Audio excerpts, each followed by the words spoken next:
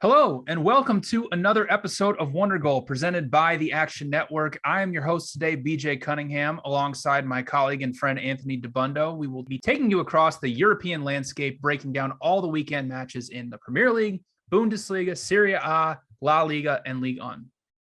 We'll start in England, but we're not actually going to start in the Premier League because there is a League Cup final going on Sunday at Wembley. Liverpool is taking on Chelsea. Liverpool is plus 140. Chelsea sitting at plus 215 with the draw at plus 220. Liverpool is minus 150 to lift the cup, while Chelsea is plus 130. It's a very interesting match. Both teams have been in action quite a bit over the past 2 weeks. Chelsea obviously playing Lille, beating them 2-0 in the Champions League this week. Liverpool thrashing Leeds 6-0 on Wednesday. These two have met already twice this season. The first meeting at Anfield was a 1-1 draw. The second was a 2-2 draw, a very chaotic 2-2 draw where 4 goals were scored in the first half at Stamford Bridge. I don't really have any lot for this match. I'm pretty dead on with what the odds are, along with to lift the cup. So I will be passing on this cup match. Anthony, what do you have for the Carabao Cup final? Yeah, I lost playing against both teams in the midweek. Had some Lille, and they, had a decent first half, and then really just couldn't put the pieces together offensively in the second half. And then Leeds, that was embarrassing. Not even close to scoring. They did have a goal, but it was offside. Both defenses continue to overperform relative to what the chances they're allowing and the chances conceded. Liverpool, in the first meeting, I think it's important to note they were at home, but they did manage 9 first half shots against Chelsea. They really dominated the match. They conceded off of a corner, but then there was a penalty and a red card right before halftime against Chelsea that pretty much ended the match because it was 1-1 at that point, and then it was just attack and defend with Liverpool going after Chelsea. So the numbers are a bit skewed, but when it was 11-11, Liverpool was the dominant side. And really the same was true at Stamford Bridge for the first half hour. Mateo Kovacic scored a wonder goal that got the game, kind of turned on its head. And then really, I thought Chelsea were the better side in the second half of that match.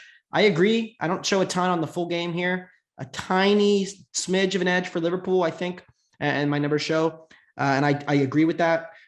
And I think Liverpool's rightly the favored side. I mean, they're clearly in the tier of their own with Manchester City, but minus 145, 150 to lift the trophy, and 145 to, draw no bet if you wanted to take extra time out of it. Not a ton of value in the number. But I think this is going to be more open than your typical cup final. And that's where I'm betting this. And I'm going to bet both teams to score minus 108.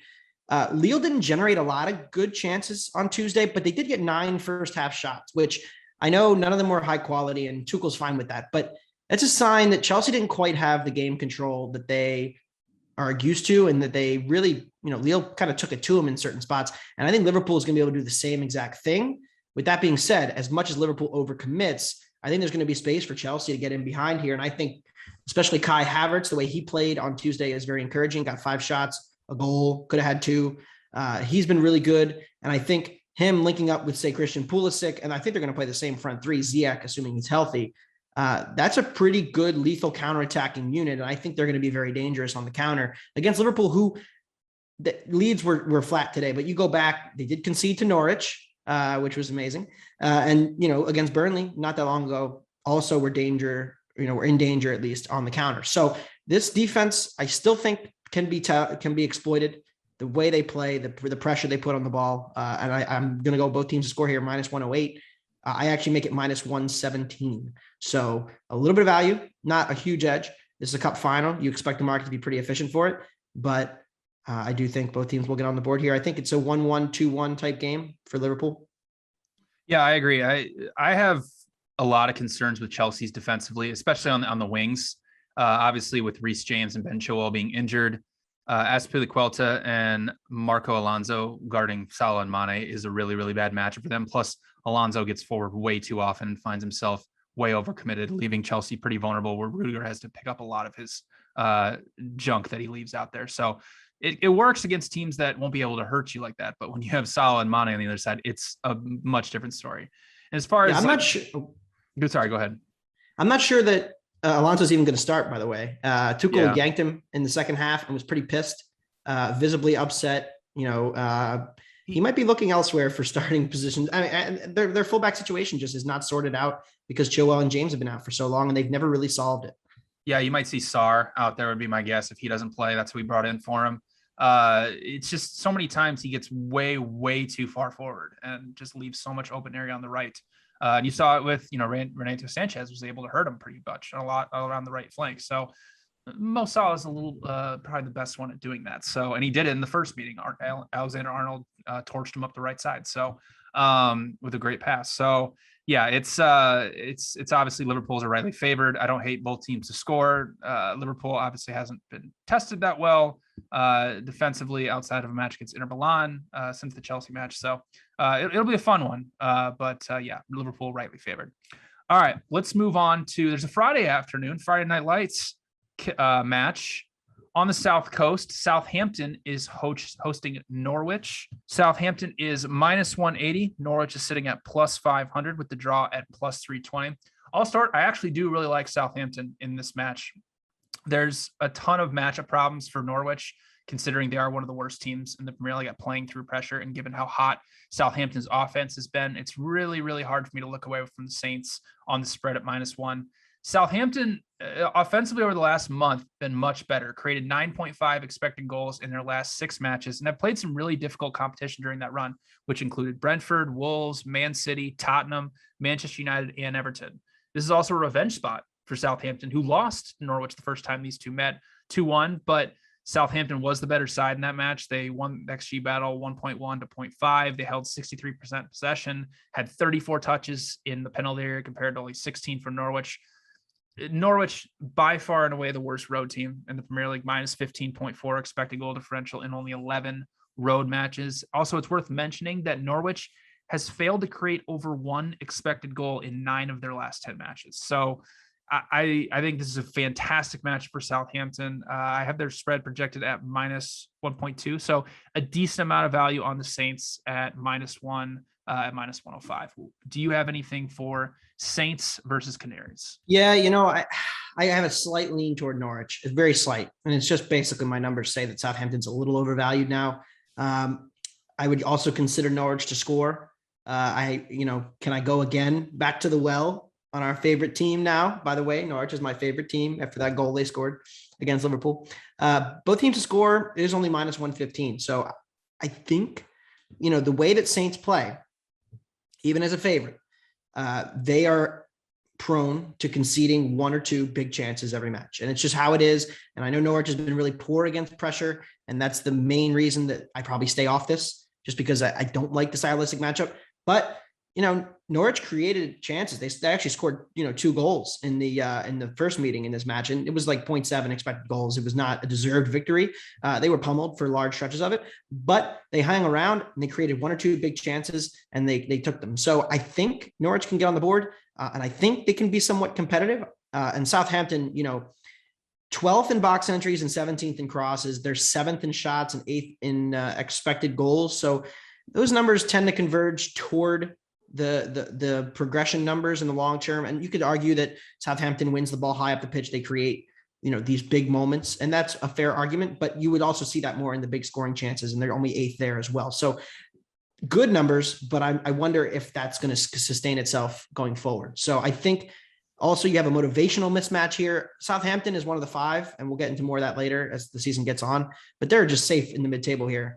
And Norwich is fighting for their lives in the league. So I think, you could get an inspired effort. Overall, I tried to sell high on the Saints. We both did last week, and they rolled Everton. It was not a competitive match whatsoever. And that makes me hesitant here again, but I still think we're getting to the point where we're getting pretty high on Southampton at home here. But overall, going to end up probably passing here. If I do play anything, we might be going back to the both teams to score or a little Norwich attack, baby. Maybe we'll get a 3-1. Yeah, let's go for that. All right, let's move on to Saturday, early Saturday morning, 7:30 a.m. Eastern time. Leeds United is hosting Tottenham Hotspur. Tottenham is a -105 road favorite. Leeds sitting at +270 with the draw at +275. I'll let you start as the resident Spurs fan on this podcast. How are we feeling after coming off a pretty poor performance at Turf Moor on Wednesday? It was shocking. Tottenham pretty much undoes all the goodwill they did on Saturday with the win at Manchester City. And, look, if you want to take a step back, and I know everybody's freaking out over the comments Antonio Conte had after the match. If you take a step back, I mean, they got 3 points from City and Burnley away. And, coming into the week, I would have told you, we'll probably get about 3 points from City and Burnley away. It's a tough way that it went down, and it definitely hurts their top 4 chances.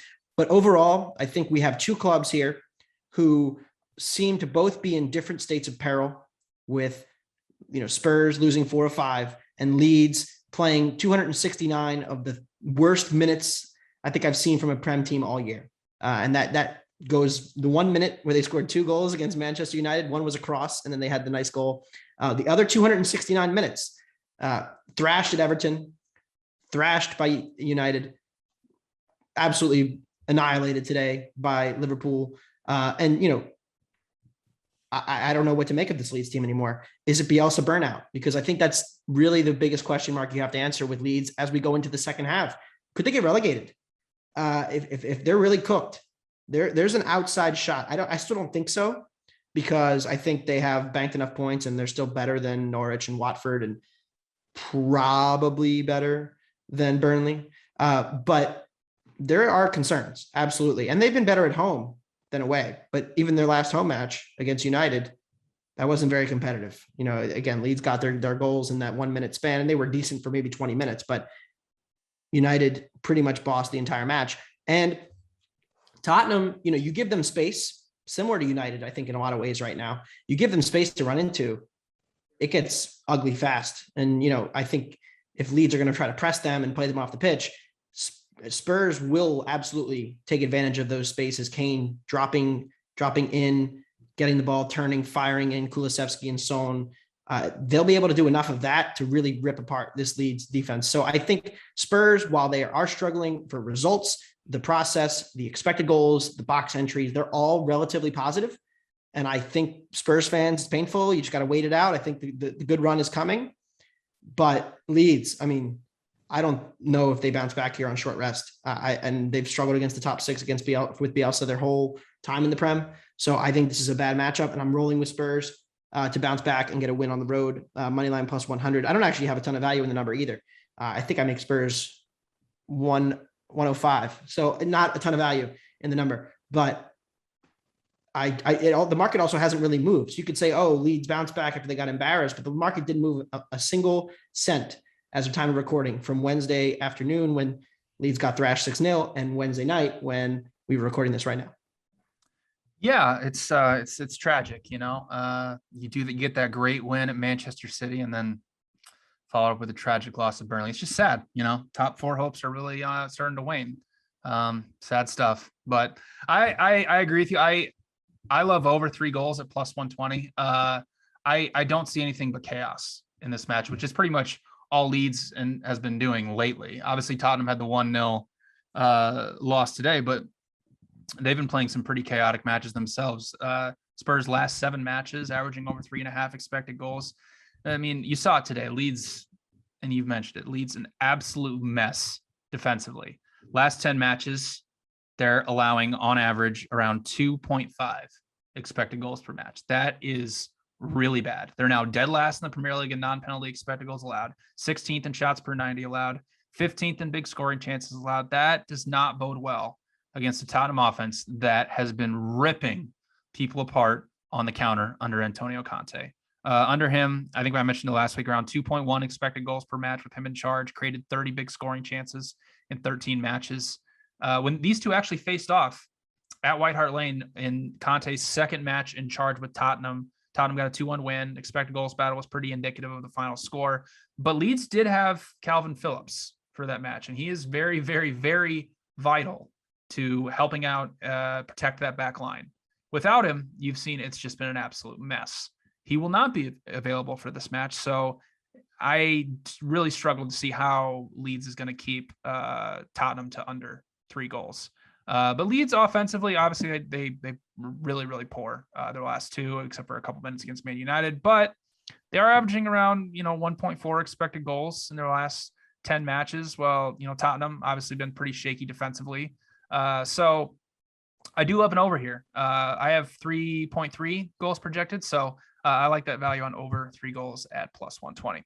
All right, let's move on Saturday to Brentford hosting Newcastle in a very, very interesting match. I'll let you start. What do you have for Brentford Newcastle at the beautiful Brentford Community Stadium? Brentford's got there are 3 matches coming up. They've got Newcastle at home. They've got Norwich away. They got Burnley at home. Those are 3 teams who are in the bottom 4, 3 teams who should be in the relegation fight, 3 teams who Brentford, for the vast majority of this season, has been better than. And the Bees are pretty unlucky, this season as a whole. Their XG difference is 10th, minus 0.14 per 90. They've been a slightly below average team. I've had them 14th coming into the season. I still have them 14th, actually. So I haven't really upgraded or downgraded them in the slightest relative to the beginning of the season. There's been ups and downs in the middle. The last 9 matches, though, for Brentford, 17th expected goal difference, so just above the bottom 3, while Newcastle in their last 6 is 10th in expected goal difference since Christmas. So they played a different number of matches because of cancellations, but since Christmas, Brentford 17th, Newcastle 10th. Pretty concerning. That being said, I think Brentford has been more unlucky than bad at home. Their last 3 home matches, they lost to United, and that was the famous post-match interview that Frank gave where he said, we played them off the park in the first half. We should have had 1 or 2. We didn't convert. United took their chances second half. But overall, United and Brentford played about even, which is a pretty impressive result for Brentford. Then they played at home against Wolves, 1.3 expected goals to 0.2. Wolves scored twice, continuing this Wolves luck box run that has persisted recently, and they lost 2-1. So another unfortunate result. Then they played Palace. I had them in that match as well. I think I had them in all 3 matches at home. Draw Palace, but again, expected goals. Dominated the match. Shots were pretty even, but Brentford's shots much more high quality, 1.5 expected goals. So over the last 3 matches, they have out-created their opponents 5-3 in expected goals, yet they are 2-5 goals, 4 goals against in those matches. I just don't really think that it's time to hit the panic button. If they don't win any of the next 3 matches, it's time to hit the panic button on Brentford, but I'm not going to do it yet. And I'm going to back them here at home against Newcastle. So I'm taking them minus 125 on the draw no bet line. I think this is as low as you're going to get for now, hopefully, on the market on Brentford. And I think our Bees bounce back and they get a home deserved win. Yeah, you hit the nail on the head right there. I think we've reached the bottom of the market here for Brentford, who are, barely being favored over a relegation side at home is pretty much the bottom of the market for them, given how good their underlying performances have been. They're obviously on a 7-match winless streak. But like you mentioned with those 3 home matches, over this winless streak, they've lost by a combined score of 16-4. But the expected goals has only been 11.7 to 7.5. So it's just really not as bad as it seems for Brentford. Now, Newcastle coming in this match is going to be without Kieran Trippier, Callum Wilson, and Matt Ritchie. Also, Alan St-Maximin, Ryan Fraser are both questionable to play. So we'll see. That obviously hurts Newcastle if both of them can't play. Since the January transfer window ended, Newcastle's performances obviously have improved. However, they're still struggling to play through pressure. So over the last 5 matches, their offensive pass per defensive action is about 7.9, which is dead last in the Premier League during that time span. So Brentford's frenetic pressing should be able to have some decent amount of success here, especially at home. It also looks like Brentford could get Ivan Toney back, which would be huge for them. He's questionable currently. He's obviously their leading goal scorer, top XG plus expected assist rate per 90 minutes for them. So I actually have Brentford projected as a pretty significant favorite here at home. So I love the Bees. I'm with you. I love the Bees draw no bet at minus 125. All right, let's move on to one of our other favorite teams, Brighton, hosting Aston Villa at the beautiful American Express Community Stadium on the South Coast. Brighton is plus 135. Aston Villa sitting at plus 220 with the draw at plus 230.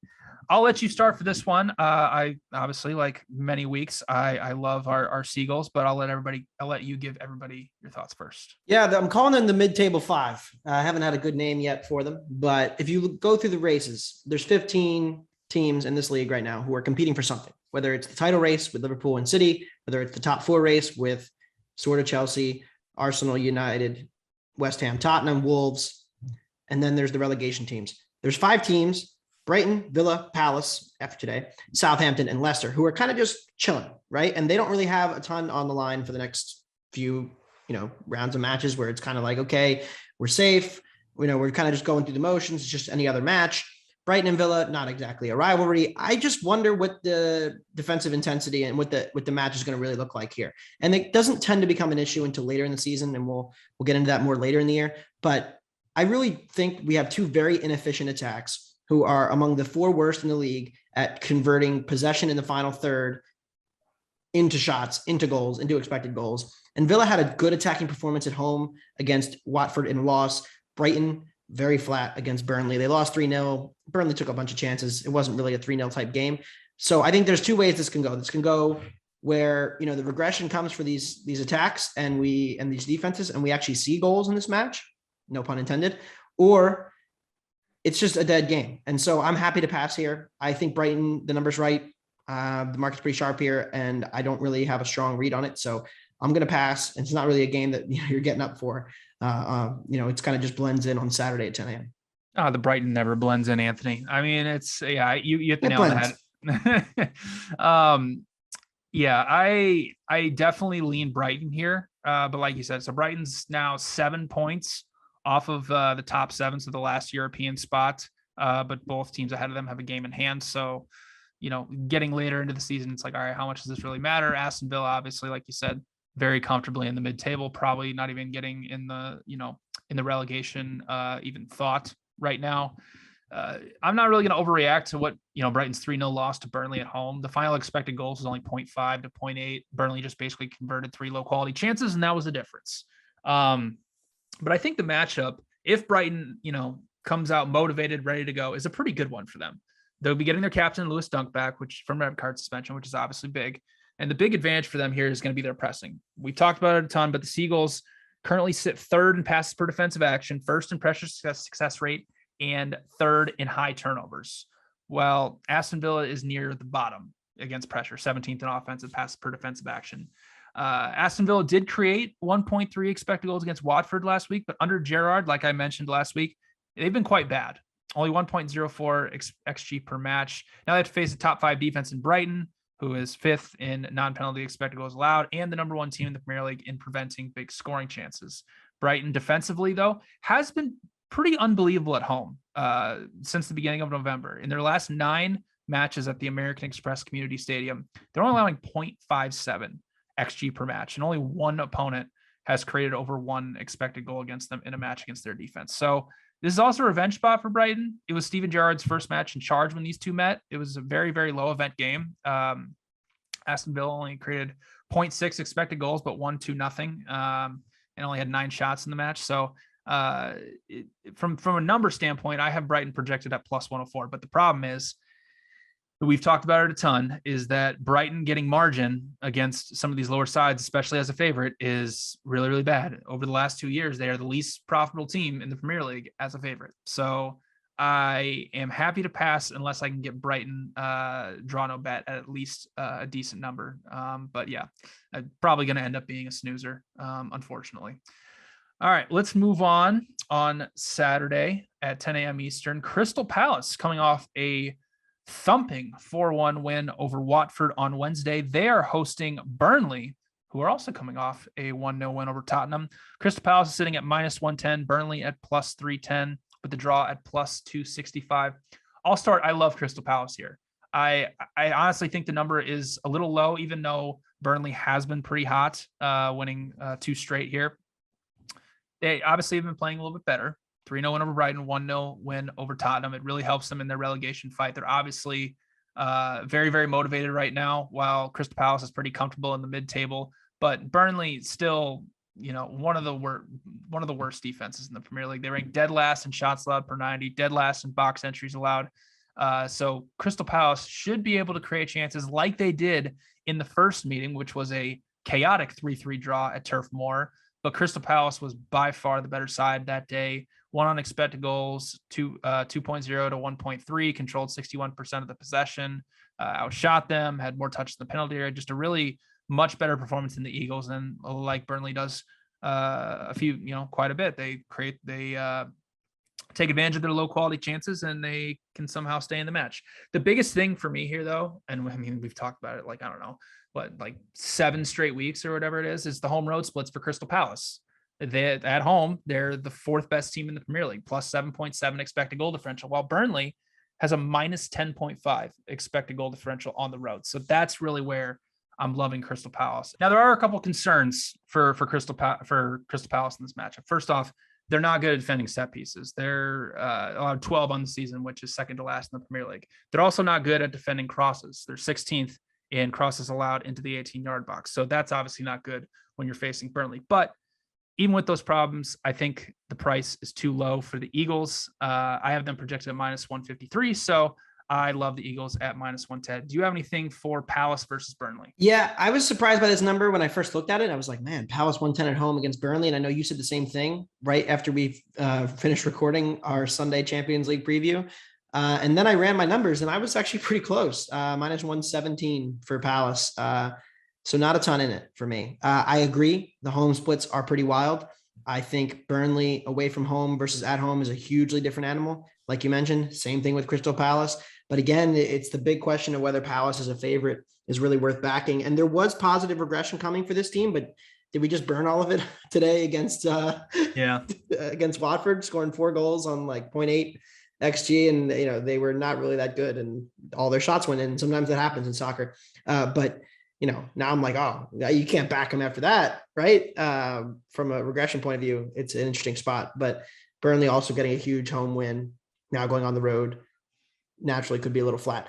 I probably end up staying away here, but I definitely lean toward Palace. Yeah, it's I still think it's a little low. Obviously, Maxwell Cornet didn't play for Burnley today, which is obviously a concern for them. So that obviously helps Crystal Palace. But I'm going to trust my numbers here, and I'm going to play Palace because mainly because of those home road splits. All right, let's move on Saturday morning at 10 a.m. Eastern. Manchester United is hosting Watford at Old Trafford in a huge revenge game. Manchester United sitting at minus 295, Watford at 8-1 with the draw at plus 450.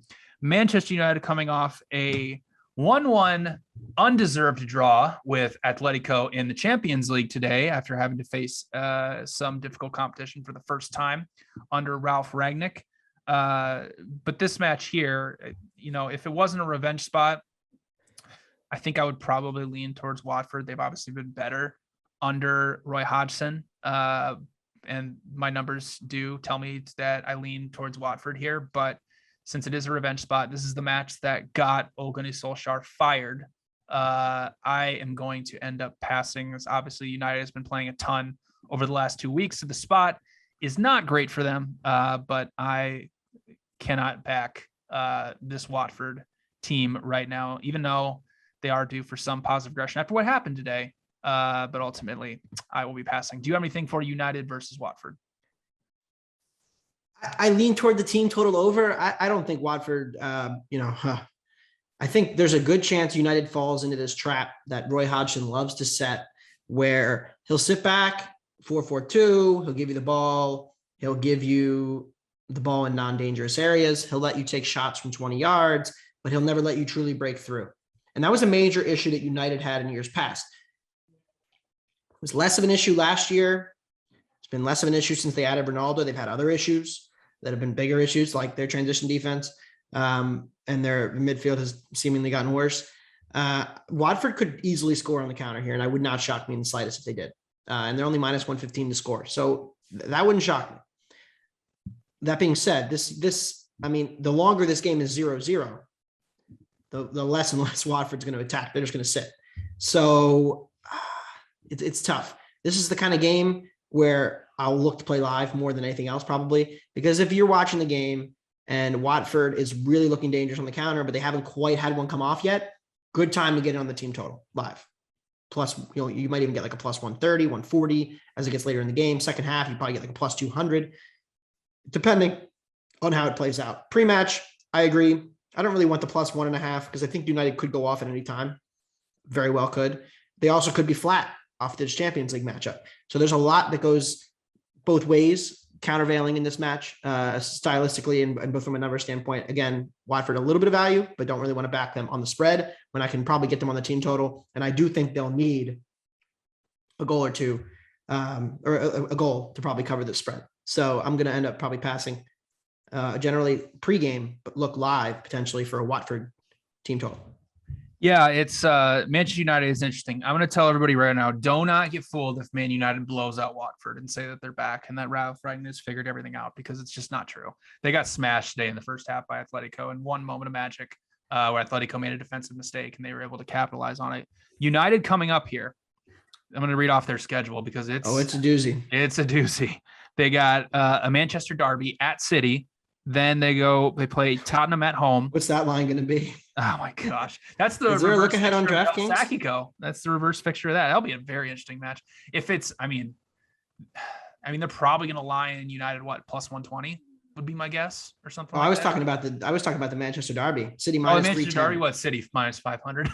310, which might be on. I think I'm going to be on United plus 1.5.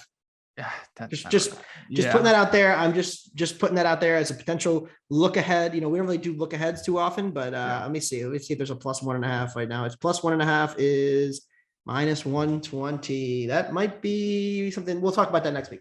Yeah, we'll save it for next week. But then be surprised if I play that. Yeah, at home against Tottenham, the reverse Champions League fixture at home against Atletico, at Liverpool, and then at home against Leicester, and then at Everton.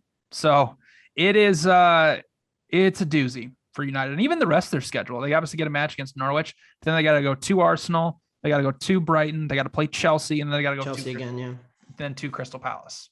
So they played almost all the relegation teams already. Yeah, twice, well, that's what we've been talking about for the last I don't know how many podcasts, is that hey, United hasn't played anybody over Ralph Rangnick's stretch. Well, now it's time to pay up, and we'll see if they're actually a good squad. The rent's due every day. Yeah. All right, let's move on Saturday. The premier match on Saturday, Michael's Everton Toffees hosting league leaders Manchester City on Saturday at 12:30 p.m. Eastern time. Everton is sitting at plus 900. Manchester City is a minus 340 road favorite with the draw at plus 475. I am very happy to pass on this match. If I were to play anything, I would probably take a look at Everton. Obviously, they've been way, way better at home than they've been on the road. They're obviously finally healthy. But the Southampton match last week has really scared me off of the Toffees and potentially, making some type of resurgent run back here. They're probably not in the relegation fight as it stands right now. Maybe, I don't know. If Burnley and Watford keep winning, then maybe. But this is probably going to be, a City 1 or 2-0 win. City obviously has Manchester United coming up next weekend. Obviously, there's a lot of time in between that. So I'm guessing Pep will be playing his full squad with the Premier League title race somewhat back on, kind of. If City drops points here, it gets a ton more interesting with Liverpool then having 2 games in hand on them. But I am happy to pass on this. My numbers are pretty close to what the market actually has. Do you have anything for Everton versus Manchester City? No, easy pass here. Everton could show some life and could score, and it wouldn't shock me playing against the City defense again. But, Pep and them are going to be very focused in this match. And really, last week felt more like Tottenham playing almost the perfect attacking game with Kane, Son, and Kulusevski all playing really 10 out of 10 games and combining perfectly a few times to win that match, as much as it was City having all these defensive breakdowns. They still dominated possession. They still dominated chances. The first time these teams played, it was 2.5 to 0.2. Everton had 4 shots. So that was at the Etihad. That was a long time ago, different manager, but the Everton counterattacking plan doesn't quite come off as well, I don't think, when you're playing a team like City. So I'm going to pass here, and hopefully City runs it up and we get a better number on United next week. I don't know about that. Yes. I don't know. It's going to take a ton for me to play United next week. I'm very, if you can't tell the last few podcasts, I'm very, very against Manchester United as a current club, because I do not think they're a good club, and they're still in the top 4 battle, which I don't think is they should be. But we'll see. We're going to find out. I'm not thinking they're going to win next week, but it could be interesting. We'll see. There's one lone Sunday match. West Ham is hosting Wolves at the Olympic Stadium. West Ham is a plus 110 home favorite. Wolves are sitting at plus 275 with the draw at plus 235. We are obviously taping this on Wednesday night before the Arsenal Wolves match. I'll be honest, I am very, very happy to pass on this. I'm going to raise my hand and say that I have given up on trying to continue to say that West Ham is a top 4 contender. They're obviously still, top 7 team in the Premier League, but I can't figure them out. And another team I can't figure out is Wolves, unless just taking their overs. One thing, obviously this is before the Arsenal Wolves match, but I did mention on the last podcast, Wolves, when they have to play against teams above them in the table, which West Ham goes into this category, their matches are averaging around 2.7 expected goals. So we could see Wolves overs here come to fruition, maybe 2 matches in a row. But for 2 teams that I cannot figure out and continually are losing money on, I am very, very happy to pass. Do you have anything for West Ham versus Wolves? Well, I said it last week. I've said it every week on this podcast since the podcast turned to 2022. Wolves overs. No, I don't really have a strong take here. I don't like either team. I think Wolves, look, they are minus 0.3 per 90 expected goal difference. They're only 6 points off with 2 games in hand of 4th. They are not in the top 4 race as far as I'm concerned. I don't care what the table says. They will not keep it up. And you mentioned it. I mean, the defense luck box is insane. They got outplayed for the large stretch of the Leicester match. They did go over, but it wasn't because their defense finally regressed, which will happen. But at some point, it will regress. And I just don't know if West Ham's the team to take advantage of it. This could be the West Ham get right spot, but their attack has been so bad. Another lackluster showing against Newcastle, completely dead second half, couldn't create a damn chance of anything. And they were playing teams who are worse defensively than Wolves. And yes, Wolves are due for regression, but they're still an above average defense. And so I really don't have a strong opinion here. I actually would probably lean toward West Ham if I had to play it, but we'll see what happens on Thursday with the Arsenal Wolves match. Hopefully Arsenal puts 7 past them, and then I don't have to bet the West Ham, or don't have to bet, Wolves over on Sunday. But I think those would be the looks if I had to play it. Yes. Let's hope Arsenal puts 7 past. That'd be awesome. Wolves win 8-7. Wolves overs.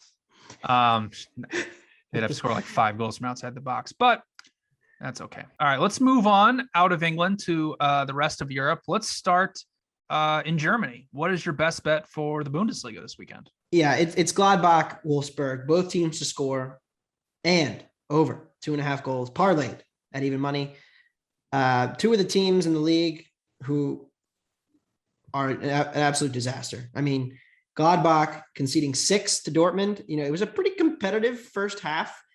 Gladbach got in behind twice. They didn't score either of them, of course. They hit the post down 2-0. And then Dortmund hits the post and it goes in to go up 3, and then they quit. I mean, quit. And are they still playing for Adi Hütter?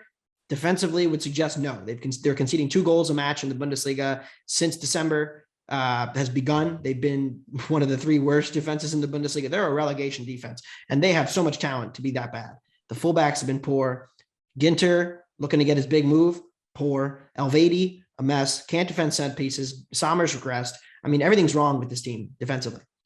With that being said, the attack is actually still fine. They're just not converting chances. And the same is true for Wolfsburg. These are the 2 biggest positive attacking regression candidates in the entire league right now. Neither team has taken any chance for months. Wolfsburg had a brief spell where they started to take them. They played well against Hoffenheim last weekend, went up 1-0, blew it, lost 2-1. So I think this Wolfsburg attack is going to start to figure some things out. I know that Weghorst is gone, but they still have other guys who are fine and who can pick up the slack that they lose with his shots disappearing. And Gladbach, same thing. I mean, it's time after time they get these chances in behind, and below has missed a bunch. Hoffman missed a couple easy chances, and those chances are going to start to go in. So I think between the defenses not being quite as good as they should be and both attacks having positive regression coming, I think this is going to be an open game, 2-1 type game. I actually also lean toward Wolfsburg. It's gotten that bad for Gladbach that minus 100 at home isn't good enough for me to play them against Wolfsburg. But over 2.5 and both teams to score. Oh, I'm leaning towards Wolfsburg too, but we'll get to that in a later segment in the podcast. I like Bochum, RB Leipzig over 3 goals at plus 115. Bochum is pretty fraudulent team to be sitting in 11th place in the table. For the season, they have a minus 10.1 expected goal differential, and their defense has been quite terrible. They're allowing 1.62 expected goals per match, but it gets really bad when they have to face teams above them in the table. In 12 matches against the top 10 teams in Germany, Bochum is allowing 2.03 XG per match, which includes a 3-0 loss to RB Leipzig, where Leipzig created 2.5 expected goals on them back in October. Bochum, the problem they keep running into is, and for a lot of these smaller sides, is that they are allowing far too many big scoring chances, 44 in 23 matches. That's a problem against RB Leipzig, who has created the second most big scoring chances in the Bundesliga. RB Leipzig their offensive numbers are obviously very impressive, but a lot of it is because they're just routing lesser competition in the Bundesliga. Against the bottom 9 defenses in terms of expected goals allowed per match, which includes Bochum, RB Leipzig has scored 35 goals off of 29.4 expected goals in only 12 matches. That's insane. That's really impressive. So they should be able to at least put 2 in the back of the net here. Bochum offensively hasn't been that bad. They're averaging on 1.2 XG per match, but they've been on a little bit, you can call it a little bit fired lately. 7.8 expected goals in their last 5 matches is pretty good. RB Leipzig defensively has been shaky all season long, especially allowing big scoring chances. They've conceded the 6th most in the Bundesliga under Tedesco. There have been some matches where it's looked a little shaky, some matches where they've looked impressive. It's just kind of all over the map right now for RB Leipzig. I have around 3.5 goals projected for this match, so I love the value on over 3 goals at plus 115. All right, let's move on to your home country, Italy. What do you have for us in the wonderful league of Serie A this weekend? Italy was much nicer to me last weekend. Torino and Bologna coming home, a little under in the Atalanta game as well. So hopefully we're getting some positive regression for me in Italy, and hopefully we get some unders as well, because we're due for a lot of those still, even after a good weekend of unders in Italia. No penalties. Said, there's no penalties. This weekend. That was the no miracle, penalties. which means, by the way, penalties galore this weekend. The Italians are calling it in to all the refs, saying, look, we got to get more goals. Yeah. And we can't get goals unless we get penalties. So let's ratchet up the penalties. Hopefully Genoa gets a penalty on Friday at home, playing against Inter Milan. Look, this attack stinks. I mean, they're really bad. But they're one of the bigger positive regression candidates in all of Italy as a whole. And they've only scored about 21 goals from 26 expected. So running well behind their numbers. And generally speaking, this Inter defense has some cracks, and I expect them to win this match comfortably. But I do think that Genoa will be able to get on the board. It's one of those island Friday matches, as well as Milan Udinese, which it's going to take every bone in my body to not play Udinese +1. But that's another look that I have for Friday. But that being said, Genoa team total over. I think they'll get on the board here. Inter's defense has run really hot for about 2 months, and they did concede 2 to Sassuolo in a weird loss last week. I expect them to bounce back. They create over 3.5 expected, so I don't want to play in front of the attacking truck that is Inter Milan, but I do think on the road they'll concede here. So I'm going Genoa, team total over, -120. Team total over half.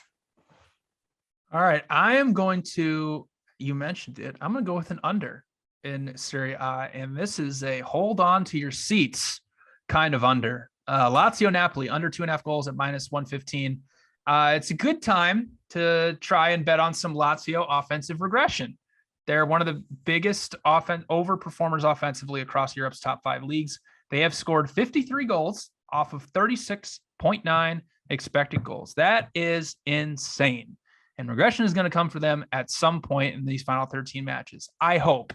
Well, now they have to face pretty much one of the best defenses in all of Europe. Napoli has only allowed 18 goals in Serie A off of 19 expected goals in 26 matches. So this defense is absolutely legit. The last time these two teams met, Napoli destroyed Lazio 4-0, but there actually weren't very many high quality chances in the match. Napoli scored 4 goals off of 1.2 expected goals. But most importantly, they held 62% possession and held Lazio to only 8 shots and 0.4 expected goals. If Napoli is able to control a large share of the possession, the pace of this match is going to be incredibly slow. Napoli leads Serie A in sequence time, passes per sequence, and build-up attacks per Opta. So it's no surprise that their matches are only averaging 2.37 expected goals. Additionally, both these teams are playing in the Europa League knockout playoff on Thursday, so there could be some tired legs coming into this match. I only have a little over 2 goals projected for this match. So I love the price under 2.5 goals at -115. The value's there. Let's just hope the regression comes. All right, let's move on to Spain. What do you have for us in La Liga this weekend? Yeah, I was pretty stunned by this price. I bet it as soon as it opened. Barcelona and Bilbao, both teams to score, is -110. Barcelona, the attack has made leaps and strides forward. They're clearly a pretty improved attacking unit. The Xavi system has really made them a lot better. Going forward, they're creating a ton of chances. They're converting at a better rate. Imagine that. And they're a bet on team, 100%. But there's still defensive issues. And there are absolutely issues against teams who have pace, against teams who are effective on the counter. And Bilbao is happy to play that way. And so I took both teams to score -110. I projected -135. So I'm way above the market here, which probably is a red flag. But overall, I'm happy to play this number. And I do think Barca will win, probably 2-3-1. But I think Bilbao, I mean, we've talked about their regression for months, and they've been scoring a lot of goals. The only problem, the scary part, both teams did just score 4 goals their last match. Always a red flag to keep betting them to keep scoring when they just went off. But I'm okay with it for here. I think it's a good spot. All right. I'm going to do something I very, very rarely do. I don't think I've done it on this podcast or even this entire year. I'm going to bet a draw in Getafe versus Alavés. Now, the reason I rarely do this is if you've read my article of how my model pretty much works, I use Poisson distribution. When you use that, very rarely does the chance of a draw have any value based on what the books are offering. So I'm going to get a little nerdy. I'm going to do some math here for everybody. So if you want to fall asleep, go ahead. So the chance of these two teams drawing, I have projected at +183, which is a 35.39 implied odds, where the current price of +225 is 30.77%. So I'm showing 4.62% value. So that's just a little inside look at how not only betting the draw, but how I go about pretty much any type of bet that I'm making throughout soccer, trying to get 3.5% value.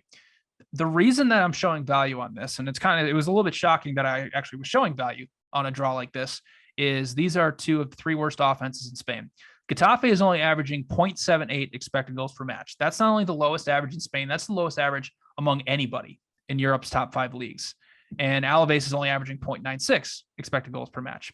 Now, Getafe is a very good defensive team that typically plays very, very low event type matches because they're very well organized in their 5-3-2 system. So far this season, when playing out of the 5-3-2, they're averaging 0.9 XG per 90 minutes, but they're only allowing 1.03 XG per 90 minutes. So the formation is highly susceptible to draws. Alavés is a struggling defense, but they are due for a little bit of positive regression. They've allowed 42 goals off of around 36 expected. Also, both clubs are only averaging a little over 41% possession in La Liga matches, so neither are really used to having a majority of the ball. So I think it's a good price and a good spot for a draw between Getafe and Alavés at +225. All right, let's move on to France, Ligue 1. Do you have anything for us in France this weekend? I didn't bet Clermont Foot, but they won, which was a shame. So I'm not going to bet this again, but I like Metz draw no bet at home against Nantes. Nantes very overperforming. I know Metz is really, really, really bad. They're bad. +110, pick draw no bet at home against a team that's overperforming their numbers, due for regression. Just had the biggest win of the year, beating PSG at home in probably a great spot. You know, after PSG wins in the Champions League, then they've already wrapped up Ligue 1. They come up flat. Nantes beats them. They concede 3.5 expected goals in the victory. You don't see that too often. So pretty fortunate to win that one overall. And now they're going on the road against the relegation side. I mean, again, Eline, not a play for me, but that's my pick. If I had to bet it, I don't bet Ligue 1 too often. So I'll leave that to you as the foremost authority on French football. All right. Well, I do have a pick in Ligue 1 like I do every single weekend. Monaco, Stade de Reims under 2.5 goals at -110. Monaco has had a very, very interesting season. They're currently sitting in 6th place with around a +10 expected goal differential, which is a little bit below where you'd expect a team of this kind of talent. They've already sacked their manager, Niko Kovac, and replaced him with Club Brugge manager, Philippe Clement. However, this is a very elite defensive team. They're only allowing 0.84 non-penalty expected goals per match, which leads Ligue 1. The main reason for that is because first, they don't allow a lot of big scoring chances, only 19 conceded all season long, and they're the number one pressing team in France by passes per defensive action. But that's great, but it's also kind of concerning because they aren't turning opponents over at a high level in their own end. For example, Monaco has 208 high turnovers on the season, which is around, middle of the pack in France. They only have 18 shots off of those turnovers, which is the lowest amount in France. So that is quite concerning to me. Stade de Reims is a pathetic offense, which I have been saying from pretty much day one. They're bottom 5 in non-penalty expected goals per match, shots per 90, big scoring chances. They're also the worst team in France against pressure, which would be a problem against Monaco if they were able to do anything with their turnovers. But here's where I'll say I'm wrong. Reims is a rock solid defense. They're top 5 in Ligue 1 in non-penalty expected goals allowed.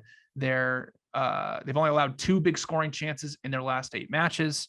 Monaco does have Ligue 1's leading goal scorer, Ben Yedder, who has 14 goals in 24 appearances, but the rest of the offense is pretty poor. Monaco only averaging 1.2 non-penalty expected goals per match, which is 9th in Ligue 1. So I think this is going to be a pretty low event match. I only have around 1.9 goals projected. So I love the price on under 2.5 goals at -110. All right, let's move on to our favorite segment of the podcast, our favorite underdogs of the weekend. This is the part of the podcast where we will warn you that to be careful with these. These teams are underdogs for a reason. The reason we are betting these is because we believe that these teams have a better chance of winning than what the market is providing, but they do have a low percentage of winning. So Anthony, what is your favorite underdog this week? Yeah, kicking myself for not having the 11-1 on Tottenham last week. That was disappointing. We should have said that on the pod, but I'm going with Hertha Berlin plus 475 on the road against Freiburg.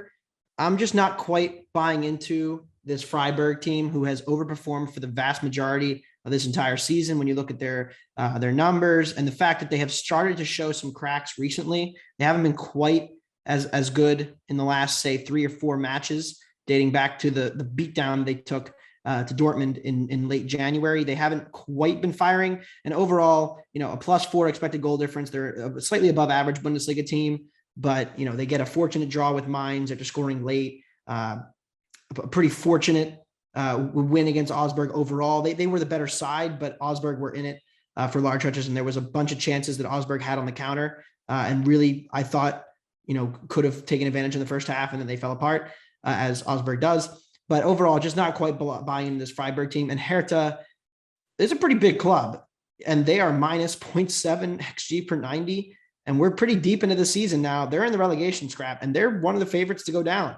And I'm banking on eventually we're seeing some kind of life from this team. And at 4.7, to 1, I'm willing to fire on them, even on the road, to pull us off here. All right, I'm going to stay in Germany. And we mentioned it before. I like Wolfsburg plus 275 on the road at Gladbach. You mentioned it. This Gladbach defense is bad. So essentially, the real defensive questions, I think, started when they lost 4-1 to Cologne on November 27th. Since then, they've conceded 24.4 expected goals in 11 matches, and they've only held their opponents under 1 expected goal 1 time in those 11 matches. Now it's against Arminia Bielefeld. Wolfsburg has been improving offensively, 12.3 expected goals in their last 9 matches. They're up to 11th in non-penalty expected goals. So I think this is a situation that Gladbach is a tad overvalued, especially even money, given how bad their defense has been. I make this match pretty close to a pick 'em, so I'm happy to take Wolfsburg at plus 275. Imagine us saying right now in February that 13th placed Gladbach is overvalued. It's just absurd. I know it's gotten bad for them, but of course they had one good performance against Bayern Munich. But I'm still not mad. About it, but it happened. They had 3 good performances against Bayern Munich. They won twice and drew once, for the record. Yeah. Whatever. Also beat Dortmund. Yes. All right, let's move on to the last segment of the podcast. Our favorite Premier League bets of the weekend. Where are you taking us for your best bet in England? Brentford, draw no bet, -125 at home against Newcastle. The Bees have lost 2 and drawn 1 in their last 3 home matches, but they've actually won the expected goals battle in all 3 of those matches. One was very close with United, but overall outplayed Wolves, lost 2-1, outplayed Crystal Palace and drew 0-0. This team has been much better at home than they've been on the road this season. And I understand they have not won any of their last 7 matches in the Prem overall, but we're buying low on Brentford. We're selling high on a Newcastle team that, to their credit, has played like an average Premier League team over the last month, but they're a little bit shorthanded. They're going on the road, and Brentford is actually now just as desperate as Newcastle, needing these points to stay above the relegation scrap. I think they will, and I think they're more likely to win it than not. -125, draw no bet. All right, I'm going to go Crystal Palace -110 at home against Burnley.